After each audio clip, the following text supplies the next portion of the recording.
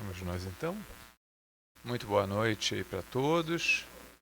Prazer estarmos aqui novamente reunidos para ver se a gente estuda um pouco mais, aprende um pouco mais, né, para a gente poder crescer aos nossos olhos e aos olhos de Deus. Amigos, eu trouxe aqui uma página, né, que nós vamos então abrir ao acaso, né, para depois a gente passar a palavra ali para a Tânia, né, Tânia Wilson, né, uma amiga de longa data, e já esteve aqui em Teresópolis, né, já foi da casa, foi para Três Rios, hoje está no Rio de Janeiro, numa outra casa irmã, nossa, uma casa muito querida também, que já tive o grande prazer de fazer parte, que é o Centro Espírita Amor, Caridade e Esperança. Então a Tânia está aqui hoje para fazer o estudo. Nosso amigo Paulo também amigo de longa data, né, de antes até do Espiritismo. Então é um prazer recebê-los aqui, sejam obviamente muito bem-vindos à casa de vocês ali. Amigos, vamos então ler uma página, a gente se preparar para uma prece e a gente refletir um pouco ali no estudo. Discípulos, do livro Fonte Viva, psicografia de Chico Xavier, pelo Espírito de Emmanuel. Discípulos. E qualquer que não levar a sua cruz e não vier após mim, não pode ser meu discípulo. Jesus em Lucas, capítulo 14, versículo 27. Os círculos cristãos de todos os matizes permanecem repletos de estudantes que se classificam no discipulado de Jesus com inexcedível entusiasmo verbal, como se a ligação legítima com o Mestre estivesse circunscrita a problemas de palavras.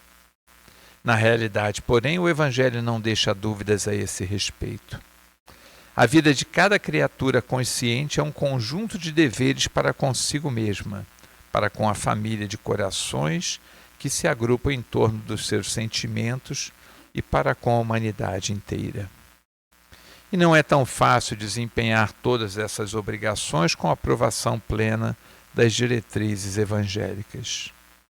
Imprescindível se faz eliminar as arestas do próprio temperamento, garantindo o equilíbrio que nos é particular, contribuir com eficiência em favor de quanto nos cercam o caminho, dando a cada um o que lhe pertence, e servir à comunidade de cujo quadro fazemos parte. Sem que nos retifiquemos, não corrigiremos o roteiro em que marchamos. Árvores tortas não projetam imagens irrepreensíveis. Se buscamos a sublimação com o Cristo, ouçamos os ensinamentos divinos. Para sermos discípulos dele, é necessário nos disponhamos com firmeza a conduzir a cruz de nossos testemunhos de assimilação do bem, acompanhando-lhe os passos. Aprendizes existem que levam consigo o madeiro das provas salvadoras, mas não seguem o Senhor por se confiarem à revolta através do endurecimento e da fuga. Outros aparecem seguindo o Mestre nas frases bem feitas, mas não carregam a cruz que lhes toca, abandonando-a à porta de vizinhos e companheiros. Dever e renovação, serviço e aprimoramento, ação e progresso, responsabilidade e crescimento espiritual, aceitação dos impositivos do bem e obediência aos padrões do Senhor.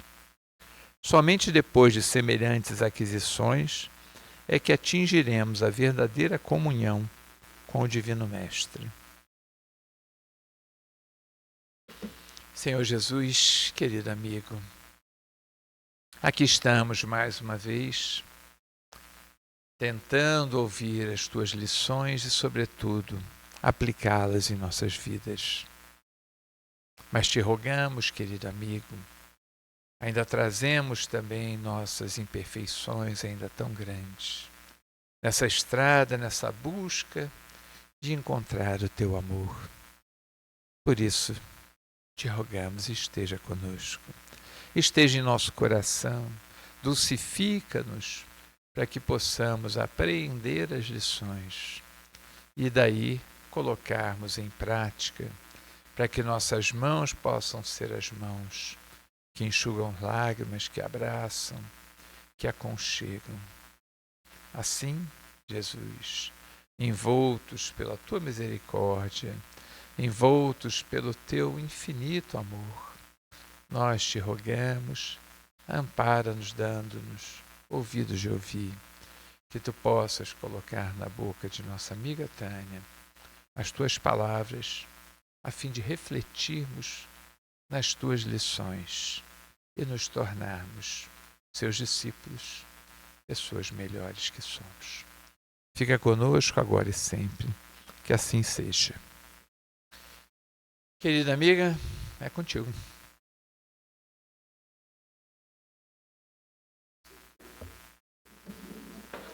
Não, quero só.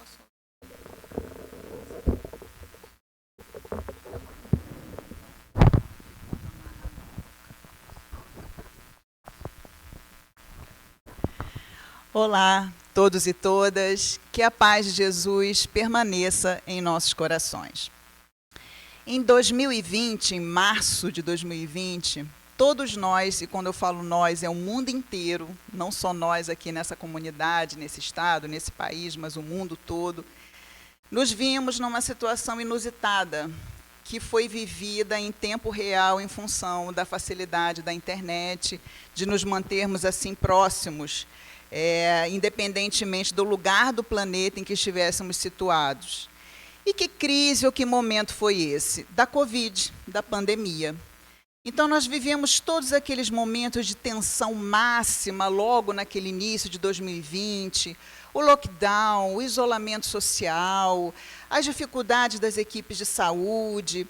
E, ao longo daquele ano, e também do ano seguinte, muitas vezes se tornou comum a gente ouvir um comentário assim: o mundo não será mais o mesmo.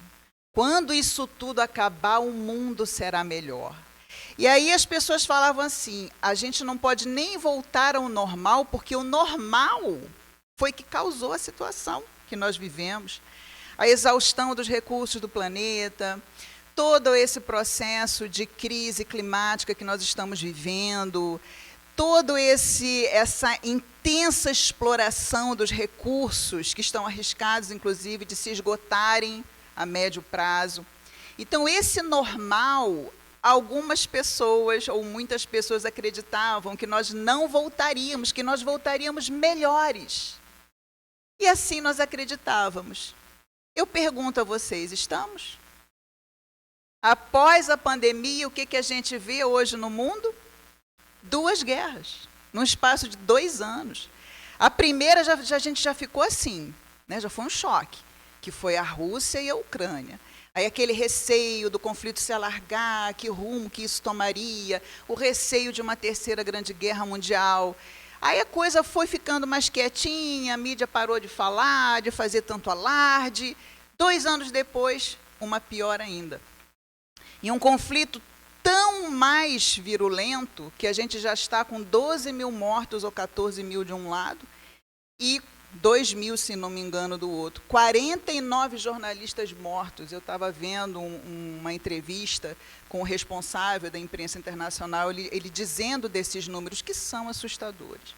E isso tudo pode, muitas vezes, nos deixar assim, com uma baixa de energia, porque nós estávamos tão otimistas de que seria diferente, de que finalmente nós teríamos aprendido alguma coisa. Porque antes da pandemia, o que se dizia quando se falava da necessidade de reduzir um pouco a produção, de se reduzir o ritmo da economia? As pessoas diziam que era impossível. Não, isso não pode acontecer, a economia não pode parar. Gente, a economia parou? Praticamente. Mostrando que é possível, sim. O que falta, na verdade, são outras coisas que faltam. O que falta é uma visão imortalista da vida, o que falta é a vivência plena por todos os religiosos do mundo, das virtudes que nós defendemos e que são base da maioria das religiões, ou ouso dizer, de todas as religiões.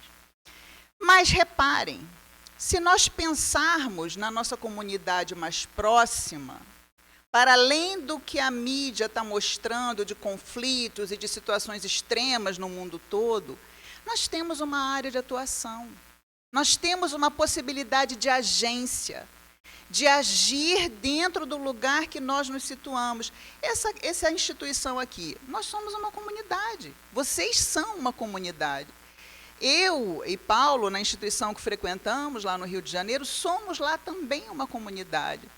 E as comunidades podem atuar em favor da divulgação desses valores novos, podem exemplificar a vivência desses valores, podem fazer esse trabalho de multiplicação dessas ideias. O que nós temos que prestar muita atenção é em que medida nós estamos começando esse trabalho, em que lugar? Dentro de nós mesmos. Nós vivemos hoje num mundo que é um mundo polarizado. O Mauro estava até comentando isso há uns minutinhos atrás. Então, nós temos, além dessa polarização que a gente viu, não só no movimento espírita, tá, gente? Quem tem amigo católico, evangélico e budista, sabe que isso foi um fenômeno de todas as tradições de fé. Então, nós vimos essa polarização esquerda-direita, progressistas versus conservadores. Nós estamos vendo hoje o embate entre israelenses e palestinos, que também é um embate entre duas visões religiosas de mundo. A gente tem o islamismo de um lado e a gente tem o cristianismo do outro. Então, essa polarização me parece que é uma marca da convivência entre os seres humanos hoje no planeta. E a questão que eu coloco aqui inicial é isso. Nós olharmos cada um de nós para dentro das nossas pequenas comunidades e começa na família. Quem aqui não brigou, não viu briga em grupo de família por causa disso nesses últimos, 4 anos, as pessoas brigando, saindo de grupo, dizendo que não volta mais. Aí vem alguém, coloca a pessoa vai e sai de novo. Uma confusão danada. Por quê? Polarização.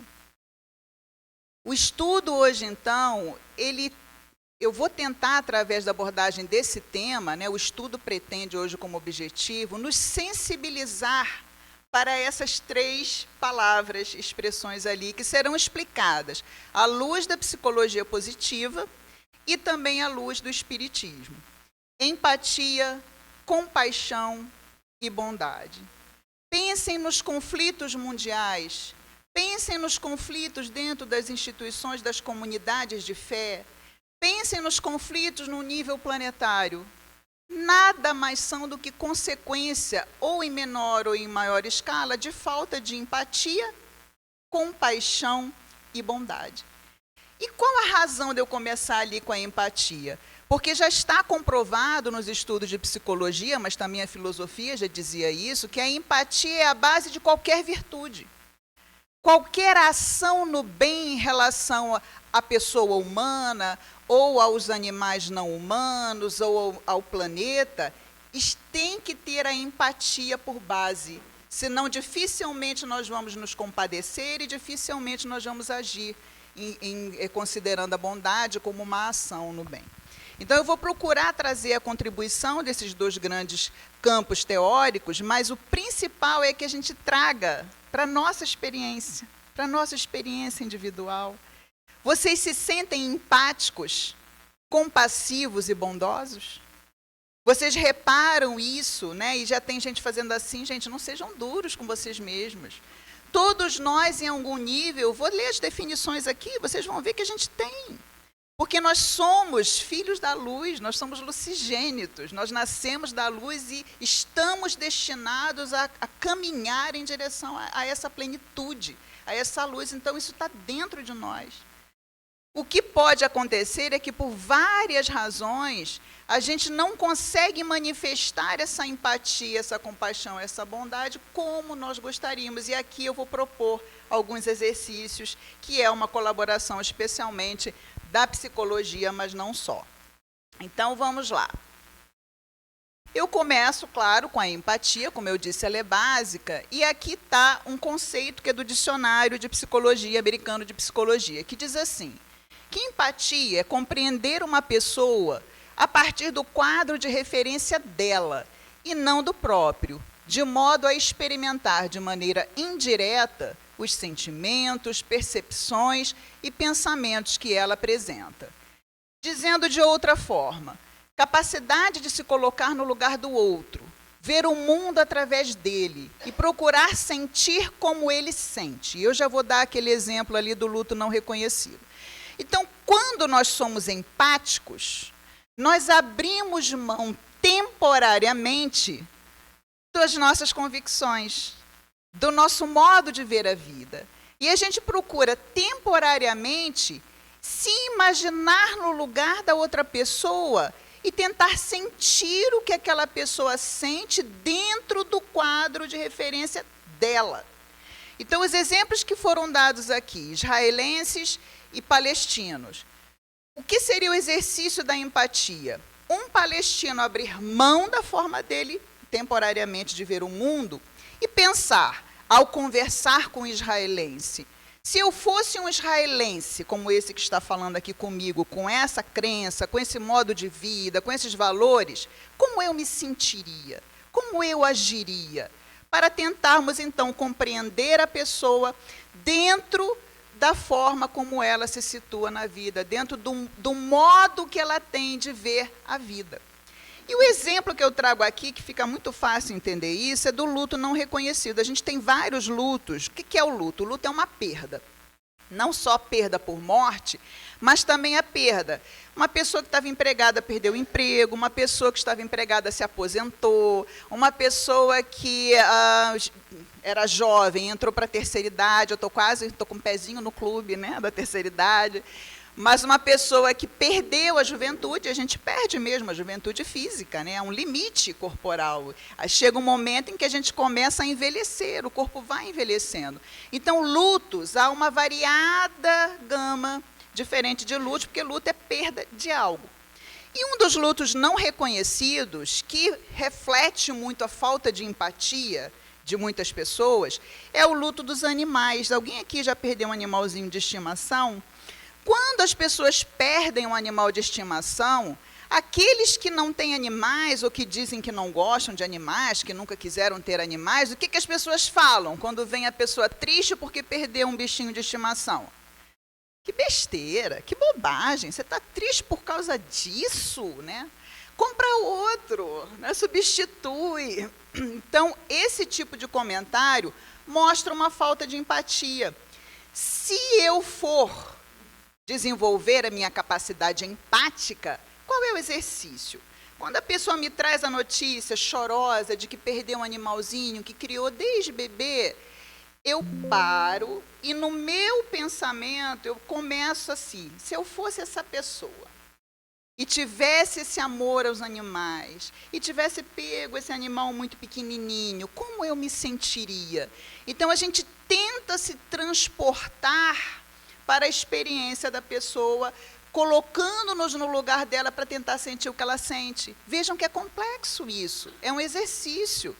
A mesma coisa a gente vê com os adultos em relação aos adolescentes. Os adolescentes falam alguma coisa das suas questões, dos seus problemas, e aí os adultos mandam logo procurar um tanque para lavar roupa. Fala assim, mas você tá chateado por causa disso? Isso é falta do que fazer. Vou te arrumar um tanque de roupa para você lavar. Esse comentário também reflete a falta de empatia. O mais curioso é que nós já fomos adolescentes. A gente já esteve lá. A gente sabe daquela paixão que a gente tinha, daquela instabilidade emocional, ora está rindo, ora está chorando, daquele extremismo envolvendo tudo a murro em ponta de faca, ferro e fogo, faz parte de ser adolescente. E a gente esquece. E quando a gente se torna adulto, a gente fica com dificuldade de voltar para aquele lugar, para entender o que aquele jovem está falando. E a gente fica diminuindo o que a pessoa sente. Isso é uma bobagem, você não tem que estar assim, supera. Então, a empatia, reparem pelo conceito, é algo que a gente naturalmente tem, nós somos seres naturalmente empáticos, e eu provo para vocês, há pesquisas com bebês muito pequenininhos, que é assim, pequenininhos que eu falo 2 aninhos, né, que eles colocam o bebê com uma figura parental, carregando, com os 2 braços, carregando alguma coisa. E essa pessoa adulta vai em direção a uma porta, mas não consegue abrir, claro, porque está com os 2 braços ocupados. Mais de 80% dos bebês nessa pesquisa, bebês, o que os bebês fazem? Vão lá em direção à porta e abrem a porta. para a pessoa, sem que a pessoa peça. A pessoa não olha em direção ao bebê, e o bebê naturalmente vai lá e abre a porta para o adulto. Então, tem vários exemplos assim de pesquisas que são feitas mostrando que a empatia é uma capacidade natural. Nós nascemos com ela, mas precisamos praticar e exercitar para desenvolvê-la. Alimenta-se a empatia da autoconsciência. Quanto mais abertos estamos para as nossas emoções, mais hábeis seremos na leitura dos sentimentos. Então, se eu me permito sentir todo tipo de emoção, de sentimento, aceitando-os, fica mais fácil eu entender outra pessoa. Querem ver um sentimento que ninguém admite, mas todo mundo é? Já falei isso aqui em estudo. Invejoso. Todos nós somos invejosos. Tem gente falando assim, eu não. Todo mundo aqui tem um nível de inveja. E o que é inveja? A gente olhar o que uma pessoa tem, seja em termos de habilidades, seja em termos de bens materiais, seja o que for. E a gente fala assim, poxa, queria tanto ser assim, queria tanto ter aquilo. Isso é inveja, gente. A gente gosta de chamar algum tipo de inveja branca. Já ouviram falar disso? Não.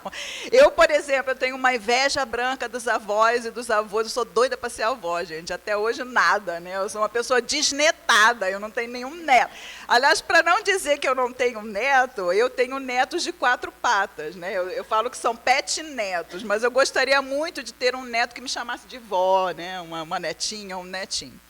Então, a gente vê que essa capacidade de empatia, ela pode ser desenvolvida. E ela vai depender muito da consciência que a gente tem. Porque se eu não vejo a inveja que existe em mim, fica difícil eu estabelecer uma empatia com uma pessoa invejosa. Agora, se eu vejo a inveja em mim, e eu vejo que alguém está me invejando, eu falo assim, eu também tenho, eu também sou assim. Eu sei o que é isso, porque eu já estive nesse lugar da inveja.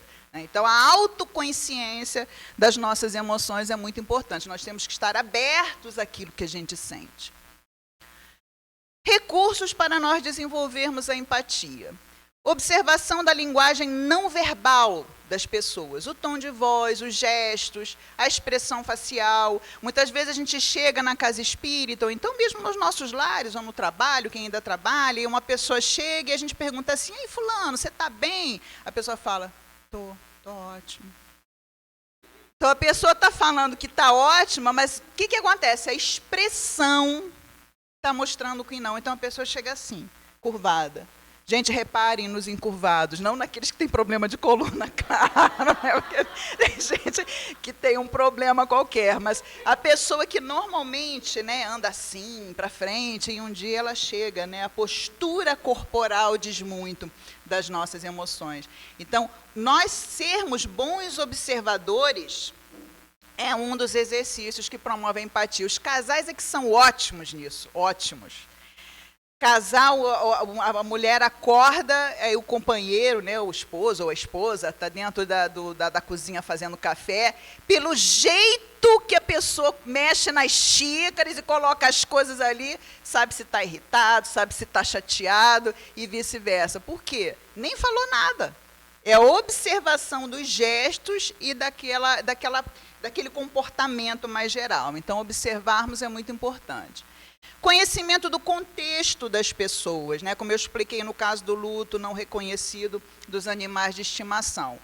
Esse conhecimento do contexto, principalmente do contexto que não é o nosso, de vida, isso pode ser muito desenvolvido pela literatura, pela arte, pelos filmes. Então, eu sou, por exemplo, uma mulher branca, de classe média.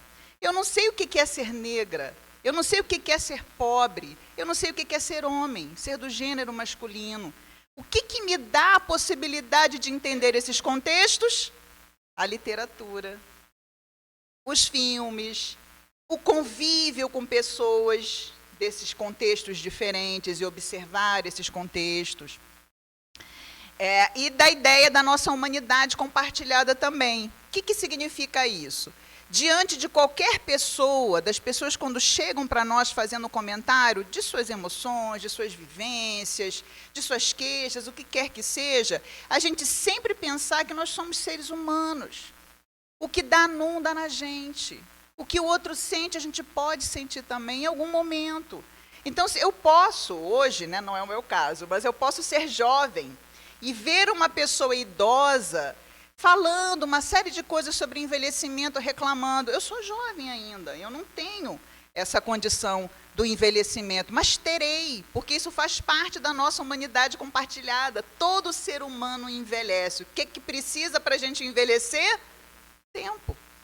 E isso é o que vem, é só tempo que precisa. Aqui eu trago algumas sugestões, eu gosto muito de literatura, né? Claro que aqui não se esgota, eu procurei privilegiar, a princípio, autores brasileiros, para vocês verem como que a literatura nos ensina. A gente tem ali um livro, que é Meu Menino Vadio, que é o pai de uma criança autista, e que ele fala de uma maneira até assim, bem nua e crua, da experiência de ser um pai de autista, tanto em termos emocionais, quanto em termos financeiros, em termos de relacionamento, porque ele, inclusive, acaba se separando no processo. Então, eu nunca tive um filho com qualquer tipo de transtorno ou deficiência, mas ao ler esse livro sobre esse contexto de vida, como que isso alargou? Hoje eu vejo um casal, ou eu vejo, de repente, conhecidos amigos que têm um filho, né, ou filhos com alguma condição, e eu já tenho um olhar diferente, porque eu li e absorvi essa experiência. Marrom e Amarelo, do Paulo Scott, mostra 2 irmãos de uma família interracial. Gente, vocês já imaginaram o que é no Brasil ser uma família interracial? Um casal que são de etnias diferentes, né? A mulher branca e o homem negro, ou vice-versa. E aí a história conta os filhos que cada um nasceu de uma cor, desse casal interracial. Então, é interessante que a gente vê, pelo olhar do narrador, como que foi diferente para ele, que era negro, para o irmão, que era branco. As mesmas experiências, o estar no mesmo espaço, como que isso era diferente para os dois em função da cor da pele. Também eu recomendo. Ali a gente tem relações tardias. Relações tardias é para o pessoal da minha geração, assim, né? Eu ainda não passei por isso, mas espero não passar tão cedo. Mas o relato é da Ivone Bezerra de Mello, vocês devem ter ouvido falar dela. Ela foi na chacina da Candelária, muitos anos atrás. Foi ela a primeira a chegar e a dar atendimento àqueles jovens. E ela ficou viúva aos 65 anos. Então, esse livro, Relações Tardias, ela fala sobre o que é ficar viúva aos 65, tá? E como ela fez para retomar a vida afetiva dela. E aí é bacana porque a gente desfaz uma série de mitos que existem em torno da vida afetiva e sexual dos idosos. Esse livro nos dá um outro olhar, porque ele é construído com base na experiência da Ivone, mas ela também entrevista várias mulheres que também passaram pela mesma condição. Copo Vazio, da Natália Timmerman, e aqui eu encerro as indicações de brasileiros, fala sobre um fenômeno que tem sido muito frequente nos perfis de relacionamento na internet. Vocês devem conhecer, eventualmente, alguém, ou até alguém aqui, pode ser que use esses perfis para se relacionar, tentar arrumar uma pessoa, conhecer gente. E aqui a personagem, ela sofre aquele cancelamento repentino, né? Que o pessoal tem até uma palavra em inglês, que é ghosting, que a pessoa, de repente, some, né? Estava conversando, a conversa estava boa, e de repente a pessoa some, do nada, bloqueia, some, e a outra que estava envolvida fica assim, mas o que aconteceu? O que eu fiz de errado? Né? O que eu deixei de fazer para essa pessoa sumir da minha vida de repente? Então, a personagem nesse livro trata desse assunto. Pachinko é um livro, eu falei de outras culturas, né? Pachinko, para quem gosta de cultura oriental, asiática, fala muito da questão da China, da Coreia, mostra essa realidade para a gente, também é bem interessante. E aquele ali é um dos livros que eu falo que eu tenho um top 5 de tudo, né? Dos melhores. É um dos melhores livros que eu já vi, chama Lendo Lolita em Teherã, que mostra para a gente o que é viver numa ditadura e ser mulher numa sociedade totalmente machista e que procura tolher a mulher. Então, reparem, todas essas indicações que eu fiz aqui, eu só trouxe 6 livros, né? Há livro de tudo que vocês possam imaginar, de qualquer cultura que vocês se interessarem. Existem livros que tratam disso, que trazem uma ficção e personagens que ajudam a gente nessa compreensão, para nós ampliarmos esse nosso repertório e conseguirmos estabelecer a empatia com os outros seres humanos com mais facilidade. Vamos, então, para a compaixão e bondade. Só recordando que a gente viu que a empatia é essa capacidade de colocar-se no lugar da outra pessoa, sentir o que ela sente, tentar compreender, nos termos dela, a forma que ela pensa. Compaixão e bondade. Compaixão. O que é compaixão? Compaixão é uma forte motivação para reduzir ou acabar com o sofrimento e ou promover o bem-estar do outro, ser ou de um coletivo. Então, quando nós somos compassivos, nós temos uma atitude de diminuir o sofrimento da pessoa, do ser ou de uma coletividade e produzir o bem-estar. Eu me coloco no lugar da outra pessoa, só que colocar-se no lugar da pessoa não significa que eu vou ter compaixão por ela. Eu posso me colocar no lugar dela e não sentir. Não querer diminuir o sofrimento da pessoa e também não querer promover o bem-estar dela. Mas a compaixão vai ser base para que eu dê esse outro passo, de querer minorar esse sofrimento, de querer produzir ali um bem-estar. A compaixão inclui a autocompaixão, reconhecer nossos defeitos com paciência, compreensão e bondade, e nossos problemas no contexto maior dessa nossa humanidade compartilhada. Gente, ninguém é anjo. A gente é muito comum ouvir no movimento espírita, e eu tenho alguns pacientes espíritas, e às vezes a gente ouve isso no setting terapêutico: eu quero ser uma pessoa melhor, eu quero ser uma pessoa melhor. Todos nós queremos ser pessoas melhores. Mas ninguém aqui é anjo. A gente só consegue ser melhor partindo do que a gente é. E partir do que a gente é reconhecer os nossos defeitos. Só que a gente tem uma coisa chamada mecanismo de defesa, que não deixa a gente ver os nossos defeitos como a gente deveria ver. Então é fundamental que a gente tenha esse reconhecimento, mas que também a gente se perdoe. A gente queira fazer por nós uma redução desse sofrimento, qualquer que seja ele, e promover o nosso próprio bem-estar. E, finalmente, a bondade. O que é a bondade? É a expressão dessa compaixão por meio da ajuda prestada. Reparem que uma coisa está relacionada à outra. Nenhuma virtude, ela mobiliza só ela mesma. A gente vai ter como base das virtudes um entrelaçamento de uma série de habilidades. E aqui eu vou contar para vocês uma história que é de um outro livro, chamado Os 5 Convites. O autor é Frank Ostaseski. E ele é um professor budista que trabalha há 30 anos com pessoas em estado terminal. Então, há 30 anos, o trabalho cotidiano dele é presenciar a morte das pessoas. E aí ele escreveu esse livro, depois de 30 anos, que são os 5 convites que ele acredita que o adoecimento e a terminalidade da vida fazem para nós. São os convites, tá? Que eu não vou entrar neles hoje. Mas ele traz uns casos muito interessantes dessa experiência dele, aí eu quero ler um para vocês verem como que empatia, compaixão e bondade podem ser desenvolvidas e podem ser aprendidas, principalmente para quem tem filhos, para quem tem sobrinhos, para quem tem netos. Aí ele conta que o filhinho dele, chamado Gabe, ele mora em São Francisco, de 4 aninhos de idade, disse para o pai que ficava com o coração apertado toda vez que ele saía na rua e via moradores em situação de rua. O coraçãozinho dele ficava apertado. Então, o que o Frank sugeriu ao filhinho dele, ao Gabe? Não, então nós vamos fazer um saco de moedas e você vai distribuir essas moedas para essas pessoas, para ajudar essas pessoas. E assim ele fazia, ele tinha um saquinho de moedas, quando ele encontrava alguma pessoa em situação de rua, ele dava ali uma moedinha, vejam, 4 anos de idade. Até que teve um dia que eles passaram por um senhor de barba branca, desgrenhada e roupas esfarrapadas. Aí o Gabe virou para o pai e falou assim: pai, podemos levar ele para casa?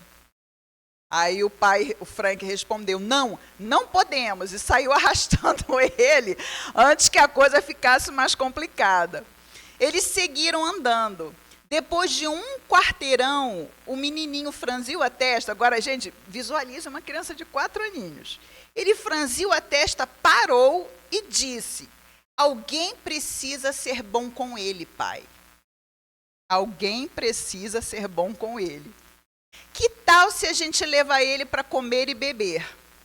Aí o Frank, olhando aquela criança, que foi além do que ele, pai adulto, foi naquele momento, ele então falou: tá bem, meu filho, vamos lá. Aí eles voltaram, levaram aquele senhor para uma lanchonete, alimentaram e conversaram com ele. Acabaram descobrindo que ele não era um dependente de drogas, ele não tinha transtorno psiquiátrico, ele simplesmente era um trabalhador da construção civil que ficou desempregado, não conseguiu mais emprego. Não sei se vocês estão acompanhando esse fenômeno. Nos Estados Unidos também tem um filme que fala sobre isso, né, das pessoas sem teto, que de repente deixam de pagar a hipoteca de suas casas porque ficam desempregadas, ficam em situação financeira difícil e são despejadas. E não tem onde morar. Onde que elas vão morar? Na rua. Como acontece muitas vezes aqui no Brasil, aliás, mais no Brasil, eu acredito. Então, reparem que essa história mostra para a gente que esse processo, ele sim, ele pode ser desenvolvido, ele pode ser estimulado desde a infância. E esse é um dos trabalhos da evangelização infantil, de tentar despertar as crianças, através de atividades, através de vivências, de experiências, despertar essas tendências, essas ideias e emoções nas crianças. E aí eu pergunto a vocês, vocês conseguem pensar em alguém que na vida de vocês tenha sido uma figura de bondade e cuja lembrança preenche vocês de alegria e gratidão? Vocês têm essa pessoa? Pode ter sido da família, pode ser um amigo, ou ter sido um amigo, ou ser um amigo, que quando vocês lembram, dá aquele quentinho no coração, vocês pensam: poxa, essa pessoa fez tanto por mim, que bacana, fez diferença na minha vida. Então, se a gente tem isso em relação a outras pessoas, por nós, será que as outras pessoas têm isso da gente em algum momento?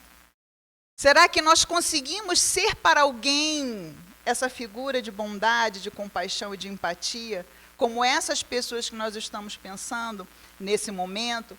Ou a gente ainda está naquele estágio que a gente só quer receber empatia, compaixão e bondade, mas a gente ainda não prestou atenção que dar para o nosso desenvolvimento espiritual é extremamente importante.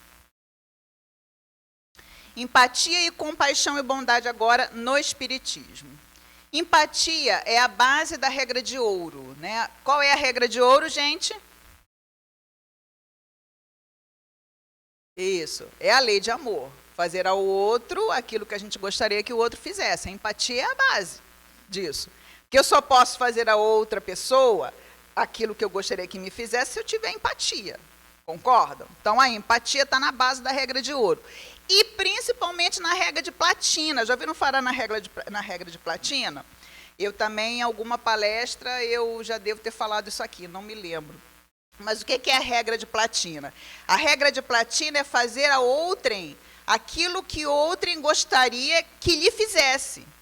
Não baseado no que a gente gostaria para nós, e sim no que a pessoa gostaria para ela. Deu para perceber a diferença? Porque o que eu costumo dar o exemplo, gente, eu preciso trocar esse exemplo, mas eu gosto dele. Há pessoas que são muito chameguentas, né? Gostam de beijar, gostam de abraçar, né? De dar aqueles apertos. Até o pessoal brinca que é abraço de urso. Não, vem cá, vou te abraçar. Mas tem gente que não gosta de ser abraçada. Tem gente que não gosta. Aí o que é a regra de platina? Se eu gosto de ser abraçado e beijado, né, aconchegado, mas a outra pessoa não gosta, se eu for seguir a regra de ouro, o que eu vou fazer? Eu vou fazer para o outro aquilo que eu gostaria que me fizesse. Aí eu vou lá abraçar, beijar, apertar a pessoa.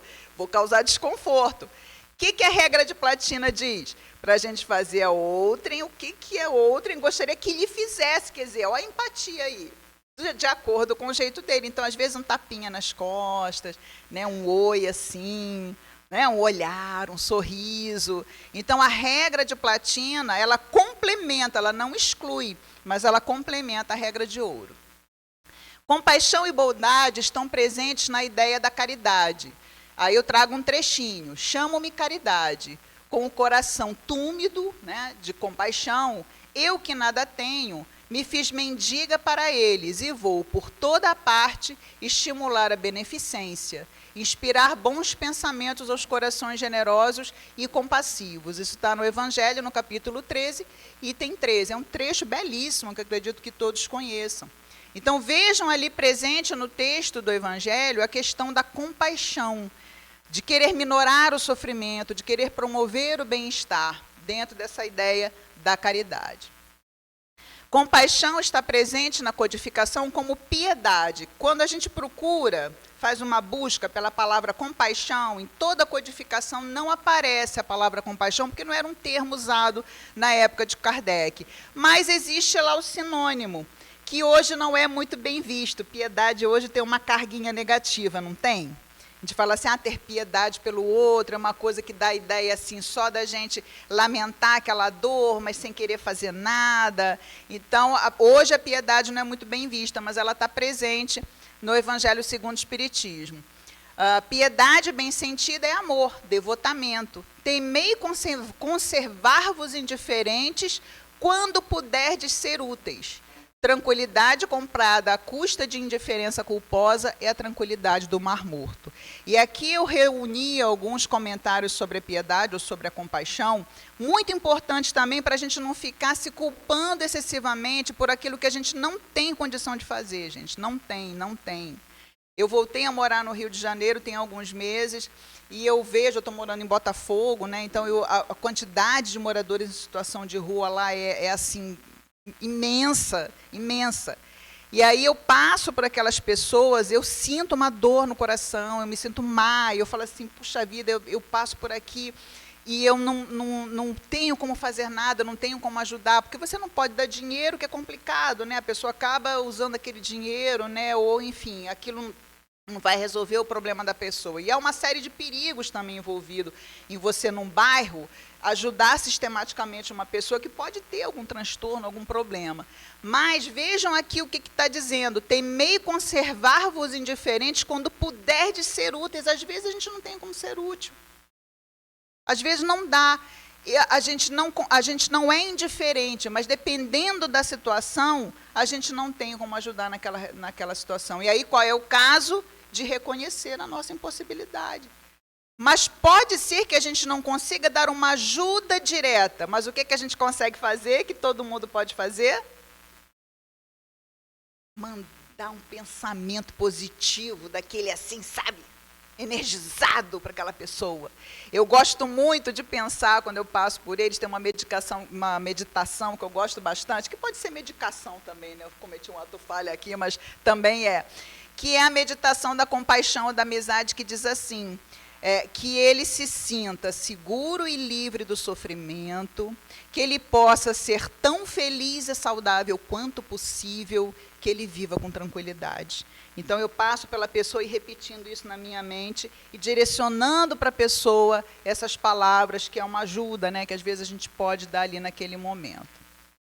E aqui um trechinho muito importante também do capítulo 5, item 27. Não digais, pois, quando virdes atingido um dos vossos irmãos. É a justiça de Deus, importa que siga o seu curso. Dizei antes, vejamos que meio o Pai misericordioso me pôs ao alcance para suavizar o sofrimento do meu irmão. Então, é aquela ideia errada que os nossos irmãos da tradição hindu têm sobre a reencarnação e as castas e o sofrimento. O que eles acreditam lá? Que se a pessoa nasce numa casta, é daquela casta que eles consideram a casta pior em termos morais, em termos sociais, que é dos intocáveis. Eles acham que se a pessoa nasceu naquela casta, tem que ficar naquela casta sofrendo até o final da vida. E nada é feito para ajudar as pessoas. Não é essa a ideia do espiritismo, gente. Muito cuidado. Deus ajuda a pessoa através da pessoa, através de nós mesmos. Eu gosto muito de também lembrar sobre essa questão de mundo de regeneração, de um planeta melhor, que a gente fica esperando que Deus venha nos salvar das besteiras que a gente faz aqui no mundo. Não virá. Não virá. Quem tem que consertar as coisas somos nós. Nós que temos que ser os instrumentos de Deus na vontade que Ele tem de que tudo dê certo. Mas se a gente quiser destruir o planeta, vocês acham que Deus vai se materializar, né, como um chapolim colorado e falar assim, não, isso não vai acontecer, eu não vou deixar. Não. Nós destruiremos o planeta. E Chico Xavier fala isso numa entrevista no Pega Fogo, quando as pessoas tinham medo da Terceira Guerra Mundial, durante a Guerra Fria. Ele diz isso, que a espiritualidade está observando, que se infelizmente os homens entrarem numa terceira guerra e quiserem destruir o planeta, vai destruir o planeta. Aí vocês podem falar assim, mas como Deus vai permitir que destrua o planeta? Gente, quantos planetas tem na galáxia? É falta de lugar para a gente ir? Não é falta de lugar para a gente ir. Como é que a gente vai impedir a destruição do planeta? Através de nós mesmos, sendo instrumentos dessa vontade de Deus, de que as coisas deem certo, de que o mundo seja um mundo melhor, que aqui se instaure uma nova civilização. Então é através do homem que a gente consegue, né, que Deus consegue agir e ajudar as outras pessoas. Empatia, compaixão e bondade no movimento espírita. Então, aqui um pouquinho para nós, né, para a nossa comunidade de fé. Atendimento fraterno. Quem trabalha com atendimento fraterno tem que ter uma abertura empática à diversidade. Infelizmente, a gente ainda ouve relatos de pessoas que quando vão receber criaturas, né, ou gente de classe popular, famílias pobres, famílias em situação de vulnerabilidade, tem uma série de preconceitos e tratam com rispidez, tratam de uma forma que não é nem compassiva, nem bondosa as pessoas oriundas desse campo social, porque não conseguem estabelecer empatia. Então, vou falar para vocês um comentário que dentre os muitos que eu já ouvi. Às vezes a pessoa chega dizendo que está numa situação difícil e fuma. E aí o que muitas vezes ela ouve no atendimento fraterno? Mas o dinheiro que você gasta fumando, você podia estar comprando leite em pó. O dinheiro que você gasta comprando cigarro, você podia estar comprando um gás. Gente, quem somos nós? Que às vezes a gente não consegue largar Coca-Cola quando o médico manda a gente largar Coca-Cola. Olha, você está diabético, tem que parar de tomar Coca-Cola. A gente não consegue parar de tomar Coca-Cola. Quem somos nós para chegar para qualquer ser humano e dizer que tem que largar o cigarro? Você sabe que largar cigarro, não sei se tem algum fumante aqui. Eu já fui fumante, é uma das coisas mais desafiadoras, mais difíceis que tem, é largar o cigarro. E a gente fala para o outro que chega pedindo uma ajuda financeira, querendo obrigá-lo, ou querendo dizer para ele que ele está desviando recursos para um vício, mas é uma dependência, que não envolve exatamente apenas a vontade. Então, cuidado no atendimento fraterno aí, muito importante os dirigentes fazerem cursos para falar dessa questão da empatia, para que isso não seja feito nas nossas casas, nas nossas comunidades. O serviço, então, de assistência e promoção social, saber colocar-se no lugar do outro, compreender-lhe as dificuldades, não olhá-lo de maneira superior, não considerá-lo um viciado, um preguiçoso, mas como membro de uma mesma família universal em situação de vulnerabilidade ou de desequilíbrio temporários. Na reunião mediúnica, aqueles que participam de reunião mediúnica ou que querem participar de reunião mediúnica. Às vezes a gente recebe na reunião mediúnica espíritos muito comprometidos, muito endividados, que fizeram atos que chocam em alguns momentos. Então, o que a gente tem que fazer? Esse entendimento da nossa humanidade compartilhada. Porque se nós acreditamos em reencarnação, diante de uma pessoa que chega na reunião mediúnica falando que fez, que aconteceu, e nós no nosso passado espiritual? Quem de nós pode dizer que não fez e não aconteceu, até pior do que aquela pessoa que chega ali fazendo uma narrativa? A gente não sabe. Todo mundo, quando pensa no passado espiritual, quer ter sido um rei, uma rainha, um filósofo, mas a verdade é que nós já estivemos lá, nesse lugar do mal, nesse lugar da ignorância, nesse lugar da crueldade. Nós já estivemos lá também. Então, esse entendimento de que nós já passamos por essa experiência. E na evangelização, criar oportunidade de desenvolvimento da empatia, compaixão e bondade. E esclarecer os pais ou os responsáveis quanto à importância. Quem tem criança, não basta falar. Tem que colocar a criança na experiência, na vivência de, ou então trabalhar com ela desafios em que ela possa refletir e pensar com os coleguinhas qual a melhor atitude ou o que pode ser feito em cada situação. É um trabalho também importante. E na nossa convivência, gente, exercício da compaixão cotidiana em todos os espaços, em todos os espaços. Aqui nesse espaço em que vocês convivem, pode ser que existam pessoas que vocês não tenham muita simpatia, ou que tenha acontecido alguma coisa entre vocês, essa pessoa, que vocês digam assim, poxa, fulano me tratou assim, assado. Empatia, compaixão, bondade. É isso que vai nos colocar como discípulos do Cristo, porque o que Jesus falou? Como é que reconheceriam os discípulos dele? Por muito se amarem. E esse amor envolve esse reconhecimento e essas atitudes. Então, vamos chegar perto do companheiro ou da companheira e dizer, olha, naquele dia você falou isso para mim, eu não gostei, né? Causou isso assim, assim em mim. Pode ser que você estivesse naquele momento passando por alguma dificuldade, mas é bom para você ficar sabendo, que quem lida com o público tem que saber quando passa de um certo limite. Empatia, compaixão e bondade no Evangelho. Está aqui o exemplo que eu trago, né, já me encaminhando para o finalzinho, que vocês conhecem, né, que é o exemplo do bom samaritano. Então, o homem que descia de Jerusalém para Jericó caiu em poder de ladrões, que o despojaram, cobriram de ferimentos e se foram, deixando-o semi-morto. Aconteceu em seguida que um sacerdote, descendo pelo mesmo caminho, o viu e passou adiante. Sacerdote, né? Quer dizer, tinha o que a gente tem, que é o conhecimento religioso. Um levita, que também tinha esse conhecimento, que também veio àquele lugar, tendo-o observado, passou igualmente adiante. Mas um samaritano, que viajava, chegando ao lugar onde jazia aquele homem, tendo-o visto, foi tocado de compaixão. Martin Luther King tem uma frase sobre a parábola do bom samaritano que eu acho espetacular. Ele diz assim, que o levita e o sacerdote passaram pelo samaritano e disseram assim, se eu parar, o que vai ser de mim? Tenho compromissos, não posso atrasar. O que o samaritano pensou? Se eu não parar, o que vai ser dele? Olha que comentário bacana, né, do Martin Luther King. Então ele foi tocado de compaixão. Porque ele foi tocado de compaixão, o que é compaixão? Vontade de minorar o sofrimento do outro, de promover o bem-estar. O que ele fez? Aproximou-se, deitou-lhe óleo e vinho nas feridas e as pensou. Depois, pondo-o no seu cavalo, levou-o a uma hospedaria e cuidou dele.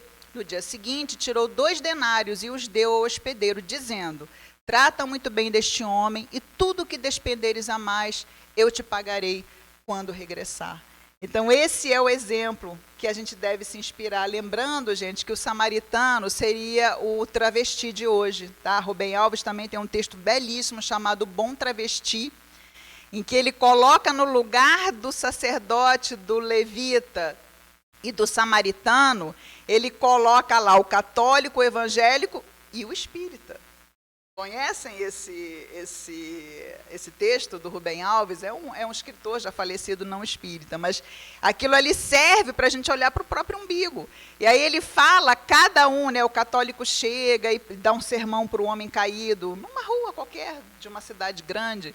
Né, o evangélico chega também fala que ele tem que aceitar Jesus para ele se salvar. O espírita chega e fala assim, meu irmão, você está sofrendo porque você fez algum mal no passado, né, eu vou te dar um passe, aí dá um passe nele e vai embora. E quem é que ajuda aquele homem caído?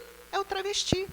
Que para, vê aquele homem, coloca aquele homem na garupa da moto, sei lá onde é que ele estava, né, que eu não me lembro mais dos detalhes, e ele leva, então, para a assistência. E por que Rubem Alves coloca o travesti? Porque hoje, talvez, para a nossa sociedade, o travesti seja uma figura tão odiada, tão excluída e tão perseguida quanto era o samaritano da época, para vocês terem ideia aí da dimensão.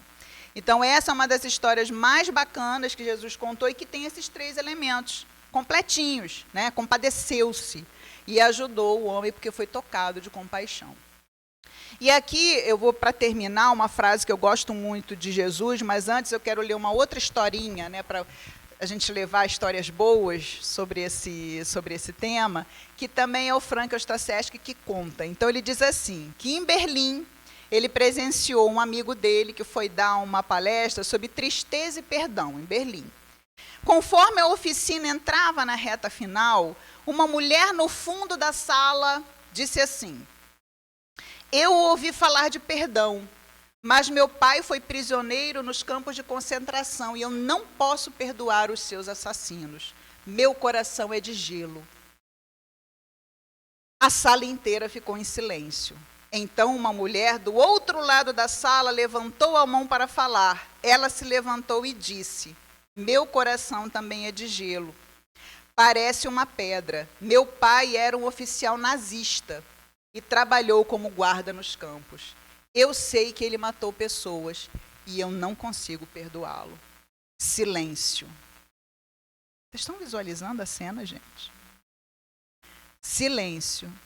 Essas mulheres fizeram a coisa mais corajosa que eu já vi.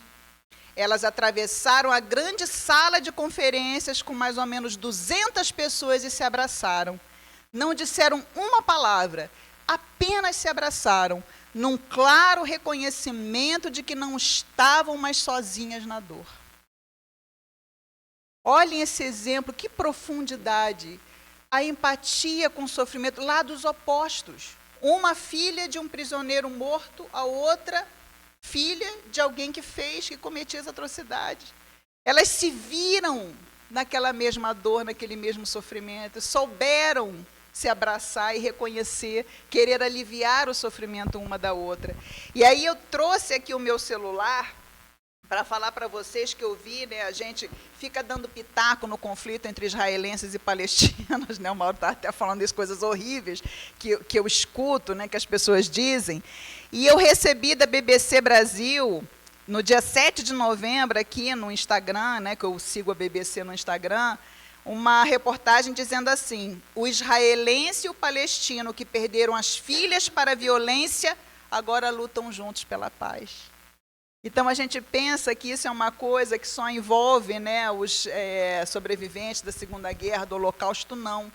A gente vê que hoje há pessoas lutando para conquistar e para desenvolver essa empatia, essa compaixão, essa bondade. E aí, enquanto a gente escolhe um lado para ficar falando mal do outro, o que esses pais feridos fizeram? Se uniram na dor e tentam os dois promoverem a paz, que é o que a gente devia estar fazendo. Em vez de ficar escolhendo um lado para qual torcer, isso não é partida de futebol, gente. Que a gente quer que um ganhe e o outro perca. Então, esses exemplos aqui, que a gente também tem que observar na mídia, são importantes. A gente criticar as coisas que a gente lê, a gente vê exemplos daquilo que a gente sabe, também é extremamente importante.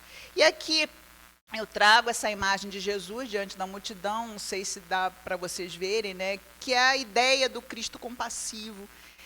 Há uma frase no Evangelho que não é de Jesus, mas que fala da atitude de Jesus em relação a nós, a essa multidão que nós somos até hoje.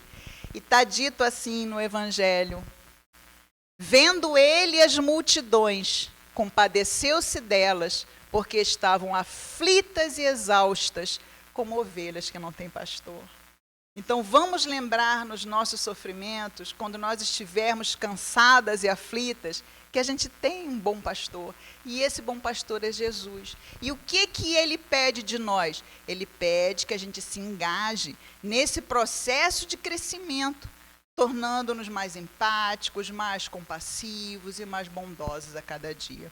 Aí vocês podem me dizer: Tânia, mas o sofrimento do mundo é tanto, tanto. Eu só tenho 2 mãos. O que eu vou fazer com essas minhas 2 mãos para diminuir o sofrimento do mundo que é tão grande? Aí eu convido vocês, levantem as mãos, por favor. Bem no alto, todo mundo, levante as mãos. Quem está na frente, olhe para trás, olhe em volta. Olha quantas mãos, gente. Podem abaixar. Nós não estamos sozinhos nessa tarefa. Que o Senhor nos abençoe.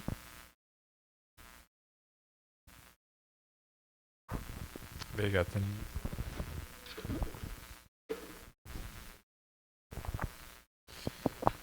Excelente, né, amigos? Excelente mesmo, Tânia. Obrigado. Extremamente reflexivo aqui.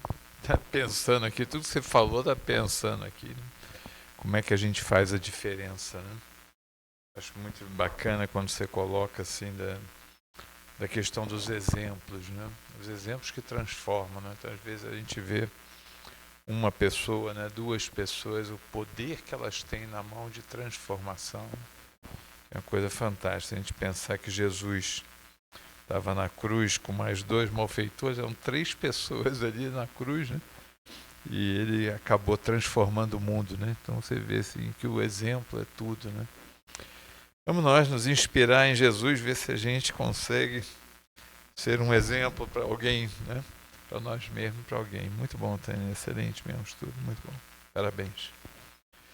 Amigos, vamos nós então, vamos aos avisos, né, que a Tânia me passou, né, aqui para falar. Uma do Bazar de Natal, né, nós vamos iniciar agora fim de ano, né, estamos nós aí fechando nossas arrecadações lá de doações lá para o grupo de assistidos. E temos o Bazar de Natal, que nós vamos fazer 9 de dezembro, que é um sábado às 18 horas. Depois numa quarta, 13 de dezembro às 19 e numa quinta, 14 de dezembro, 15 horas. E a gente já começou a mexer ali na cantina, né? Quer dizer, então, mais é para avisá-los ali, né? Que nós já estamos trabalhando aí na cantina, agradecendo aí o pessoal que também tem ajudado. E aí vai criar um certo desconforto ali, mas se Deus quiser, daqui a pouco terminamos aí nossa obra na cantina.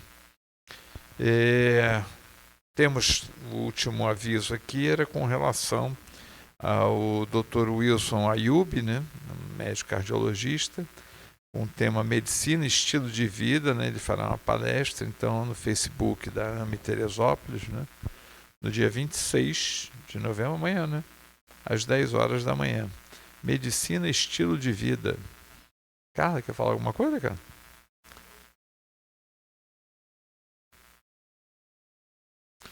Ah, é porque a gente só tá botando no Facebook, né? Ah, Facebook ou YouTube da Associação Médico Espírita aqui de Teresópolis. Bacana. Tá bom, Carla. Então, dito isto, vamos perguntar só se alguém nos visita hoje pela primeira vez. Ah, sim, você já tinha oportunidade de conhecer. Pode falar seu nome, por favor?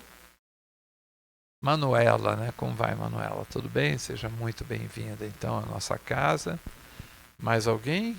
Ah, pois não. Como vai? Tudo bem? Como é seu nome? Mário. Tudo bom, Mário? Seja muito bem-vindo à nossa casa, né? Mário e Manuela, e querendo também alguma informação sobre a casa, aí será um prazer aí, o Marquinhos está passando algumas informações, mas querendo aí também, é um prazer poder ajudá-los, tá? Hoje é um dia que está meio complicado aqui hoje, que a gente tem um encontro de trabalhadores da casa amanhã. Aí muita gente não vê hoje, porque vê amanhã. Então está meio confuso aqui o dia hoje, mas é um prazer recebê-los e podendo, Mário, estamos aí à disposição, Manuela. Mais alguém? Então tá bom, amigo. Opa! Oi! Tudo bem? Como é seu nome? Darlan? Darla. Como vai, Darla? Tudo bem? Então, também seja muito bem-vinda, Darla. Foi só para o Marquinhos fazer mais exercício aqui, que eu já estava aí, se ele volta. É bom que ele vai se exercitando aqui. Muito bom, Darla. Seja bem-vinda, Darla.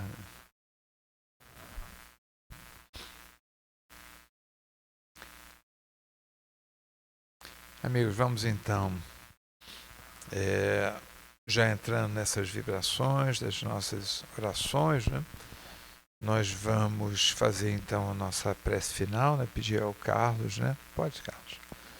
E aqui para nos fazer então a nossa prece de agradecimento, encerramento. E logo depois então da prece iniciaremos o trabalho de passe. Aqueles que desejarem tomar passe, por favor, aguardem que nós chamaremos. Carlos, por favor.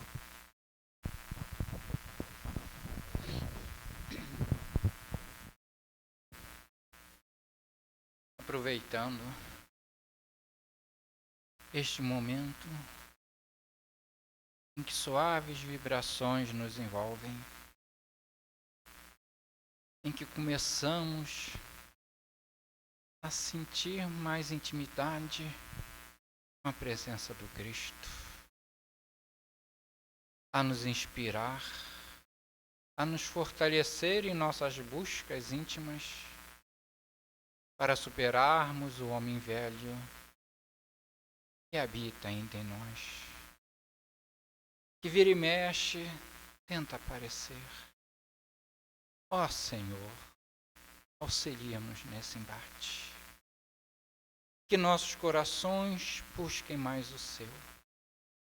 Busquemos mais nos fortalecer em seu amor, a fim de nos melhorarmos, para podermos, enfim, caminhar com o próximo lado a lado, estender-lhes as mãos como irmãos, olhar nos olhos sinceramente e falar: te amo, como se estivéssemos nos dirigindo a ti, Senhor, e físsemos nele a tua presença, como que ele possa ver em nós a sua. Imbuídos dessa mudança que temos que operar em nós mesmos, nos esforcemos para que um dia, enfim, tenhamos um mundo de paz, amparado sempre por ti, Senhor. Graças a Deus.